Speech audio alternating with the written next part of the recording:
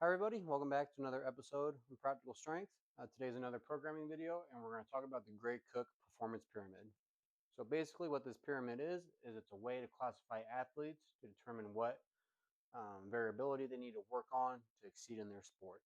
So this idea was created by Gray Cook, and the essential idea of it is that you have three different variables to look at. So you have the athlete's skill, their performance, and their overall movement. So the way he originally structures his pyramid is the athlete should be able to move well and then be able to produce a lot of force, and then everything else would fall in skill. So the way he designed the pyramid was that the first variable and the most important one was the athlete's movement. So could they move well? Did they have good mobility? And then next it was performance. So were they able to produce force in a safe manner? And then their skill, so their specific skill to their sport. So as you can see, the biggest portion of our pyramid here is the movement. So that's the most important one according to Greg Cook. And then performance would be second, and then the athlete's skill would be last. Now, throughout this video, I want you to constantly remind yourself that everything we're going to talk about today and a lot of things you'll learn and strength and just different ways to do things is that everything is a guide and it's not a rule. So take it all how it is and then see how it applies to you. And well, you can apply it to you. Um, Everything's going to have a little bit different context and everything's going to fit a little differently. So we'll talk about this today. We'll kind of apply this to strongman and we'll go from there. So this is how Greg Cook defined his variables. So for movement, the main concepts of it were you need to be mobile, where you need to be mobile. So think T-spine mobility, hip mobility, ankle mobility. You need to be stable where needed. So think like core, you need to have a stable core. You need to have, for a let's just say a volleyball player, they need to have stable shoulders, stuff like that. And then you need to have motor control, just being able to control your movements, and then being symmetrical, meaning not having imbalances. So not having one side, my right arm stronger than my left arm, or having, let's say my right hamstring is tighter than my left hamstring. You want everything to be about the same. Next, the way he defined his performance level was in terms of movement patterns. So squatting, hinging, pushing, pulling. He had some others in there I'm not going to go into. But for his performance, he defined this as being able to do these patterns efficiently, but not adding load yet. So then when we get to skill, this is where he put max strength, power endurance, being able to do these movement patterns at a very high level. And then also sports scale would fall in that category as well. So again, this is Greg Cook's original concept. And the main point of this is that you don't add strength to dysfunction. All right, so again, thinking about that original pyramid here. All right, before I can start putting on strength, I need to be functional. And then before I can start loading it, I have to be able to do those patterns efficiently. So that's a level step. Next, let's look at this in more of a strongman context, and I'll show you how I kind of move these definitions around to be more applicable to our sport. Okay, so here we are with our variables put into more of a strongman context. So starting with movement, we need to be mobile where needed. So think for strongman specifically, we're thinking hips, shoulder, T-spine, extension and rotation, etc.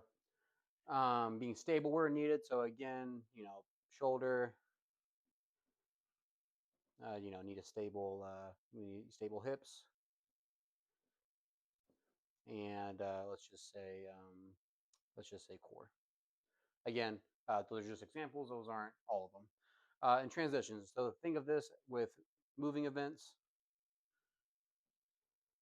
whether you're doing a relay or a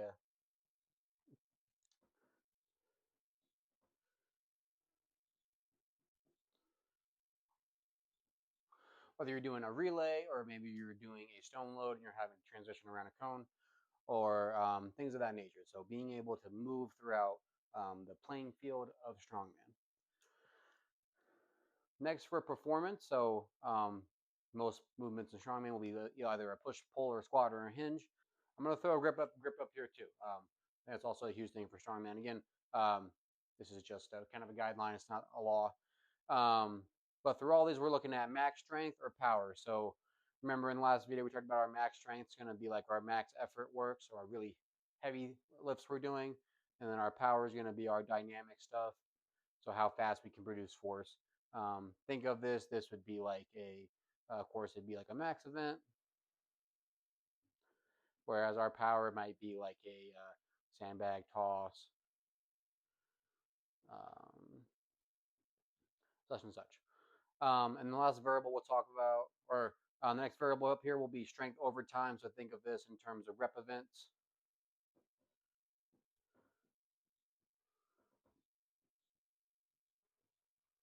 And then conditioning, self-explanatory there.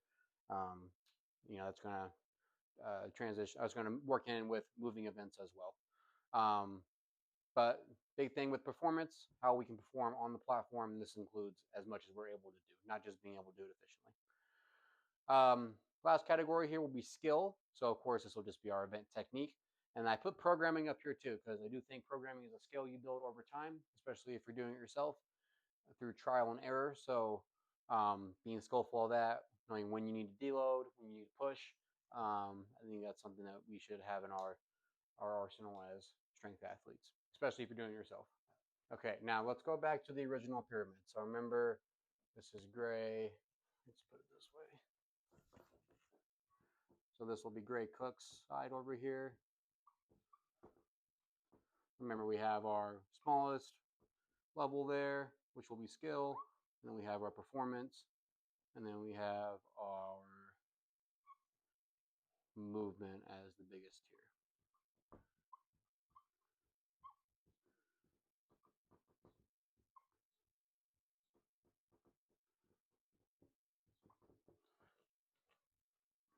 So again, this is more so applied to team sports, so football, baseball, volleyball, soccer, that kind of stuff. So athletes have to be mobile, and they have to be able to do their skills efficient, or their movement patterns efficiently, and then they got to be able to be skillful at their sport. Now for strongman, I think this is going to look a little bit different, in my opinion. I think it's best that all these levels are about the same. Now, why is that?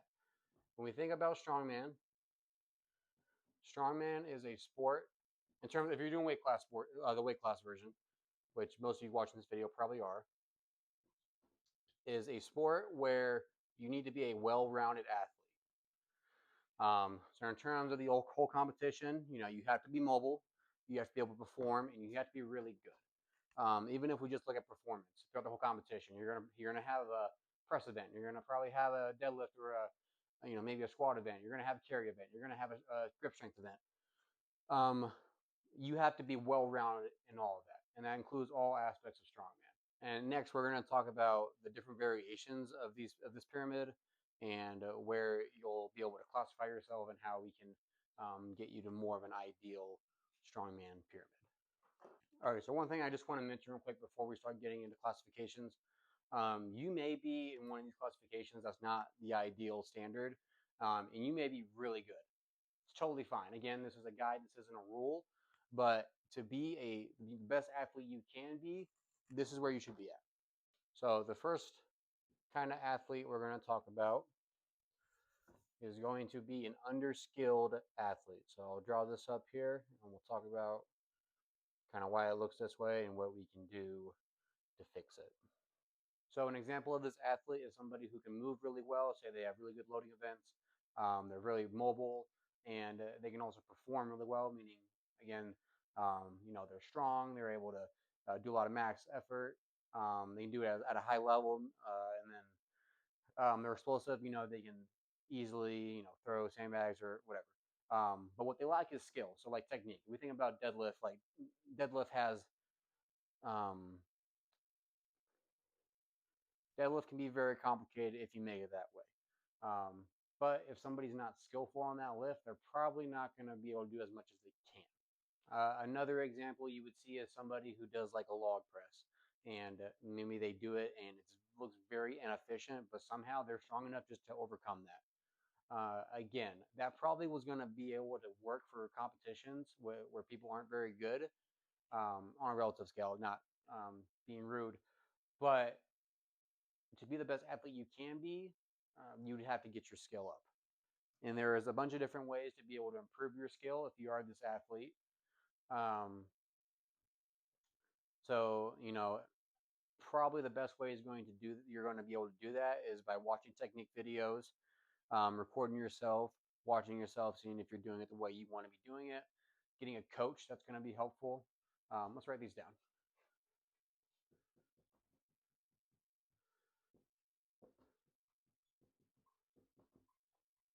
All right, so self-teach or a coach, to be able to do that. I'm going to put repetition up here too. I think if we do enough reps over time, eventually your body's gonna start adjusting to where it's um, most strong. Our next athlete we're talking about is the overskilled athlete. Um, so there's an old saying: "Those who can't do teach," or "Those who can't do coach," and this is kind of a way to think about coaches. So thinking about our previous definition, highly skilled. I'm gonna also say knowledgeable right here, but they can do, um, techniques for their lifts are very sound. They move really good. Their actual performance on those lifts though aren't very high, and they can't move very well. This for this kind of athlete, this can kind of stretch out a little bit the movement. But the main thing here is that they're really skillful, but they lack these other things. So to fix that,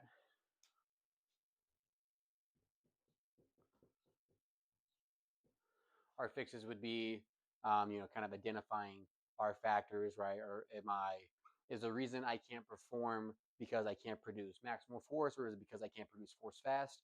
Or, maybe I lack on a certain event. So, or I lag in a certain movement pattern. So that movement pattern, I need to work at.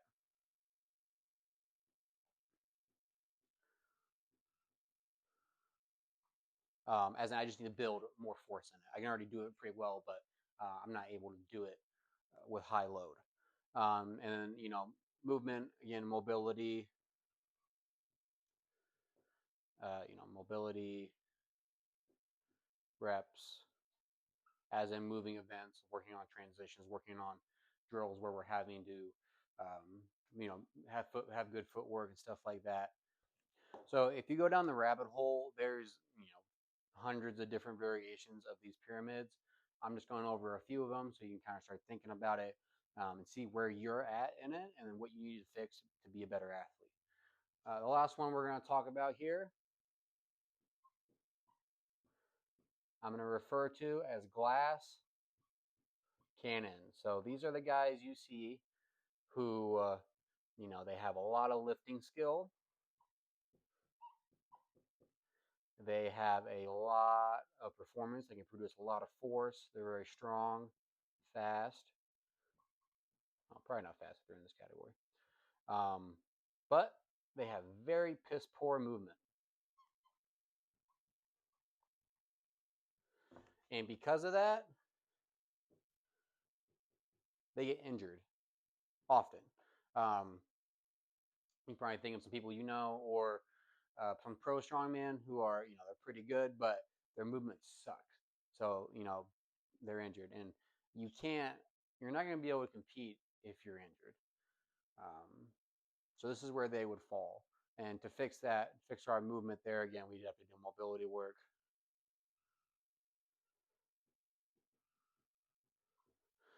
Taking this a step forward, we'd have to identify asymmetry. That's probably not how you spell that. That says asymmetry. You could do like physio stuff. And again, doing those um, foot drills and all that other stuff. This more so is going to be people who just don't take care of their body in terms of recovery. So they have bad movement and then they're getting hurt because of it. Okay, so something we need to talk about. If you're new to strongman, this is probably what your pyramid would look like.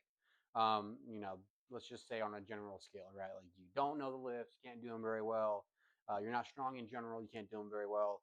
You can't do lifts very well, and your movement sucks, right? You're tight, you're tight, you can't move very well, you can't prance around. That's going to probably be a wider range variability with this kind of a pyramid. But in that case, you need to just do everything, right? There's not something for you to focus on. I would say uh,